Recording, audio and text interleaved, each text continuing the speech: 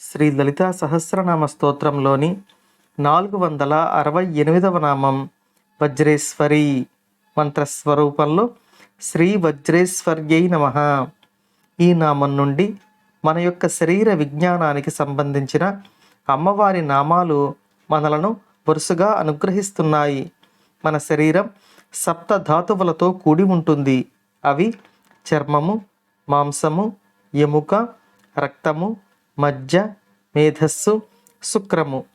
ఈ ధాతువుల నిర్మాణం సరిగ్గా జరగటానికి అమ్మవారు 7 స్వరూపాలలో శరీరంలోని వివిధ స్థానాలలో కొలువుండి వాటిని నిర్వహిస్తున్నారు.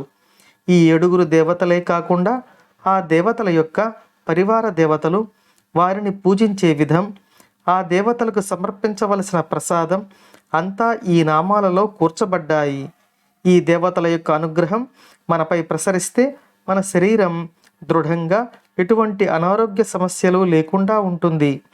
శ్రీచక్రంలో అమ్మవారు లలితా పరమేశ్వరి స్వరూపంలో కొలువు తీరే ఉండే బిందువు తర్వాత త్రికోణం ఉంటుంది. ఈ త్రికోణంలో 3 దేవతలు ఉంటారు.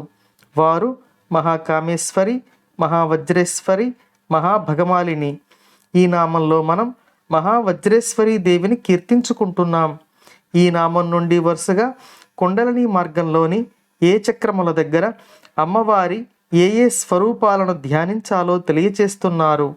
ఈ అమ్మవారు మన శరీరంలో కొలువుండే స్థలం విశుద్ధి చక్రం, అంటే మన యొక్క కంఠస్థానం. ఇక్కడి నుండే మన పలుకులు అన్నీ వెలువడుతాయి. కాబట్టి మన వాక్కుకు ఈ మహావజ్రేశ్వరీ దేవి అధిష్టాన దేవతగా ఉన్నారు. ఈ అమ్మవారి నామాన్ని ఒక మంత్రంలాగా జపిస్తే సాధకునికి వాక్ వైభవం కలుగుతుంది. ఇక ఈ నామానికి మరో అర్థం చెప్పుకుంటే, ఈ వజ్రేశ్వరీ దేవి యొక్క సాధకులు వజ్రం వంటి కఠినమైన శరీర దారుఢ్యాన్ని అమ్మవారి దయతో పొందుతారు. అంటే ఈ అమ్మవారు బలమైన శరీరాన్ని, మంచి వాక్కును సాధకులకు ప్రసాదించే దేవత. ఈ అమ్మవారి అనుగ్రహం మనందరిపై ఉండాలని కోరుకుంటూ ఓం శ్రీమాత్రే నమః.